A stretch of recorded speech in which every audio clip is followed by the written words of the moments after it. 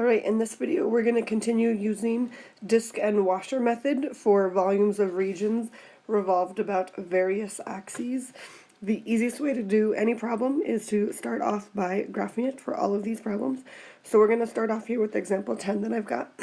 R is my region bounded by y equals 1 minus x cubed. So we'll go ahead and graph that first. Alright, good. And then we're going to graph the other one right on top of it as well, so you can see both of them in the same axes. Alright, so we've got 1 minus x cubed is the upside down x cubed graph, shifted up 1 unit, so this is right up here at the value of 1. And then it looks like just in quadrant 1, so this is the region bounded by that graph just in quadrant 1, so this region right here.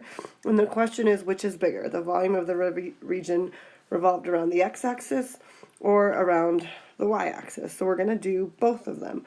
We'll start off with the x-axis because that's what we've done in the previous video. So to revolve something around the x-axis, in this case there is no hole, and the region actually touches the x-axis, so this will just be a disk method. So the volume is going to be the integral, and it's going to be pi times the function squared.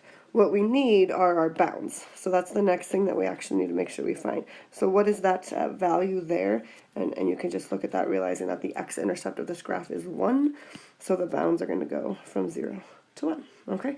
Alright, so let's go ahead and integrate that. This will become the pi times the integral from 0 to 1 of 1 minus x cubed squared can be written as 1 minus x cubed times 1 minus x cubed. A little bit easier to just write it out that way. So I've got then pi times the integral from 0 to 1. Once I distribute, I will have 1 minus 2x cubed plus x to the 6th. And then we can integrate that, and I will have pi times, in terms of parentheses, I'll have x minus 2x to the 4th over 4 plus x to the 7 over 7 evaluated from 0 to 1, which will become, after you plugged in the numbers, 9 pi over 14. So we have 9 pi over 14 cubic units. So that's what we have for the x-axis. Now what we're going to do is the same thing, but we're going to go ahead and do that now for the y-axis. So let's do that same thing for the y-axis. Alright, so the difference for that one is you're revolving somehow a little bit differently. So it is the same region, it's the same object, we're just now going to be revolving around the y-axis, which if you can think about that, when we do this revolution, the radius is now going to be slightly different. The radius when we did this around the x-axis was going to be the height of the function, but now that we're doing this about the y-axis, it will actually be sort of that side-to-side radius in that direction once we do that revolution.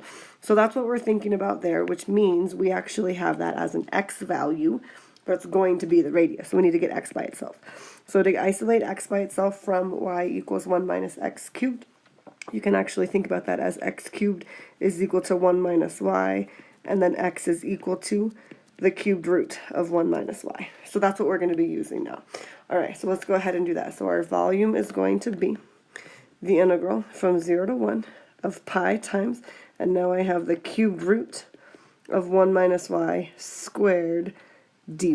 So we're doing this around the opposite axes. The 0 to 1 bounds still came from the y direction, so this was a 0 in the y value, and this was a 1 as the y value for the lowest and highest point. Alright, let's go ahead and integrate that. This will become pi times the integral from 0 to 1. I'm going to actually rewrite that as 1 minus y to the power of 2/3. That cubed root actually can become a 1/3 as the exponent, and since we had it squared, we now have it as to the power of 2/3 dy, which will become pi times. Now I have 1 minus y, and I'm going to raise that to add 1 to the power, which will become a total of 5/3, but then I have to divide by that new power, which is the same thing as multiplying by the reciprocal of 3/5. But I also actually have to divide by the -1 because -1 is that constant multiple of the binomial, the linear term that we are raising to the power of 2/3. Okay, so let's simplify that one more. So then this will become pi times, now I have a -3/5, 1 minus y to the 5/3, evaluated from 0 to 1, which will become pi times -3/5, 0 to the power of 5/3 minus a -3/5, 1 to the power of 5/3. That was after plugging in our bounds, plugging in 1 for the y value, and then plugging in 0 for the y value. And let's simplify that. Pi times the negative will reduce, and I will get 3/5 there. So 1 to the power of 5/3 is just 1. So now I had a 3 pi fifths units cubed for around the y-axis. So that's what we had for the y-axis. So let's go back and look at the original question. I'll put those right next to each other. So our original question was trying to figure out which was bigger, the volume of the region revolved around the x-axis or the volume of the same region revolved about the y-axis. And we went ahead and found the volumes for both of them, and it turns out 9 pi over 14 is slightly larger than 3 pi over 4. So the final answer is it's actually going to be a slightly bigger volume when we have this revolved about the x-axis. Ta-da! So that's the idea of our disc and washer methods, sort of combined around the x-axis versus the y-axis. Let's go ahead and just get a couple more practice problems in for this video. Next example, this next example is going to be the same idea, only I'm going to just revolve around the x-axis. Find the volume of the solid generated when the region bounded by y equals e to the x over 2 and y equals e to the negative x, and we've got a couple of other x equal ln various numbers, and we're going to take this guy and revolve it about, it looks like the x-axis. So let's see if we can go ahead and graph this one. Alright, so here's our x, here's our y. Let's graph the first one. Y equals e to the x over 2 is pretty close to the y equals e to the x. That x over 2 just makes it a slightly different height, but it definitely has the same direction. Y equals e to the negative x. It's flipped sideways, so here is my y equals e to the negative x. And then the other graphs that I've asked to have is x equals ln of 6. So here's my x equals ln of 6. And x equals ln of 12. Both of those are vertical lines. So what that does is that really shows us what that region is that I'm looking at. So this is the region, and this one we're asked to revolve this about the x-axis. And you can see here, this one has sort of that hole, if you think about when this is going to be revolving around the x-axis, which means this is going to be using the washer method. So we'll have one minus the other, but a pi r squared for both of them. All right, so our volume is going to be, I'm going to go ahead and take the pi outside the integral right from the beginning, because I know we're going to need to do that eventually anyways. And it looks like my bounds are going to go from ln of 6 to ln of 12. And I'm going to do the outside radius first. Oops, and this was an e to the power of. So my outside radius first, which is going to be the e to the power of x over 2 squared minus, and then your inside radius next, which was the e to the negative x squared dx. All right, and then let's go ahead and integrate it. So easiest to simplify it first. Ln of 6, ln of 12, e to the power of x over 2 to the power of 2. When you have a power to a power, you can multiply those two exponents. So that will simply become e to the power of x minus e to the power of negative 2x dx. And then we're going to integrate. So I have pi times the antiderivative of e to the x is e to the x minus the antiderivative of e to the negative 2x is e to the negative 2x divided by negative 2, evaluated from ln of 6 to ln of 12. And then we can start plugging in our bounds. So then this will become e to the power of ln of 12 minus, we'll make that a plus 1/2 because we can see those negatives are going to cancel right away anyways. And then I'll make that an e to the power of negative 2 ln 12. And then we'll continue on with plugging in that lower bound minus pi times e to the ln of 6, again, plus 1/2 e to the negative 2 ln of 6. And then at this point, this is our final answer for this problem. What I am going to do, though, is walk you through sort of the algebra on how to simplify it, just in case you might have forgotten how to simplify with exponentials and logarithms. So I'll walk you through that. So e to the power of ln of 12, exponential functions are inverses of logarithmic functions, and those both have the same base, so it really does become 12.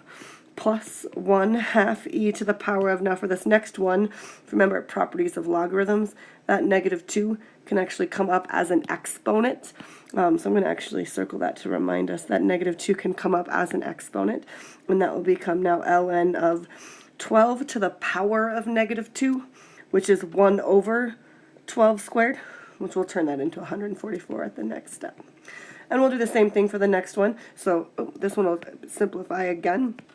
E to the power of ln of 6, again, exponentials and logarithms are inverses of each other, so that will turn into a 6, plus 1/2 e to the power of, and again, that exponent of negative 2, or sorry, that coefficient there, negative 2 in front of the log, can come up as an exponent, so that'll become ln of, and then 6 to the negative 2 is 1 over 6 squared. Okay, let's go the next step, simplification. This is all just algebra. We're done with the calculus at this point. So then this will become a 1/2. Again, that e and ln can simplify because they are inverses of each other. So 1 over 12 squared, and then minus pi, 6 plus 1/2, and again 1 over the 6 squared. Which will, if you combine those like terms, get a common denominator. You're going to get a total of 575 over 96 pi cubic units. Perfect. Ta-da! All right, so that was that problem of finding the volume of a solid revolved around the x-axis. So let's go ahead and jump right in and do the next one, where I'm going to revolve around the y-axis so we can see the difference, okay? All right, so to revolve something about the y-axis, it's very similar. We are going to start off, oops, sorry about that. We are going to start off by graphing. So the first thing I'll do, again, just like each of these problems, is make a sketch of the graph. So in this case, it looks like we're have a few different equations here. Y equals 7x, y equals x, and y equals 21. So I'll graph each of those. Y equals 7x has a y-intercept of 0, but a slope of 7, so a little bit steeper than the other one, which is y equals x, which has a slope of 1, so not quite as steep. And then the other one is y equals 21, and if you remember, y equals a number is that horizontal line. So there's my y equals 21, and then we can see this is the region that is bounded by all three of those graphs. So in this case, we're asked to find the volume revolved around the y-axis. So it's almost as if you're tilting your head and actually looking at this graph on its side to be able to visualize which function is on top and which is on bottom, and that's what we're going to go ahead and revolve around the y-axis. So sometimes that's helpful to actually see it tilted on the side. You certainly don't have to, of course, but sometimes that's a little bit more helpful that way. All right, so that's going to help us visualize. Because I had to tilt my head, I'm now going to be integrating a little bit differently, right? We're going to be integrating this guy with respect to y now, so we'll have a dy at the end instead of a dx, all right? So let's go ahead and do this. And because we're going to integrate with respect to y, we need to have these equations written in terms of an x equals. So we have y in our integrand. In this case, that will be x equals y divided by 7, and this one will of course just be x equals y in that case, so easy enough. All right, so let's go ahead and find that volume. My volume is going to be, it's a washer method because I'm having a little bit of hole here in the middle. The integral is now going to go from 0 to 21. Here's my 0, here's the y value of 21. The outside radius, it looks as if this blue graph, or the x equals y, is going to be on the outside of this region the whole time as we revolve it. So that's going to be the x equals y, that's my outside radius, minus, and then my inside radius, you can see it's going to be that red function, or that x equals y over 7, that's going to be on the inside the whole time. So we'll have the y over 7 squared. dy, because we had to tilt our head, or because we're actually revolving around the y-axis. All right, so let's go ahead and simplify this. All right, so then I'll have pi times the integral from 0 to 21 of y squared minus 1 over 49 y squared dy. And this one, they actually are like terms, so we might as well go ahead and combine those now, try to make it a little bit easier.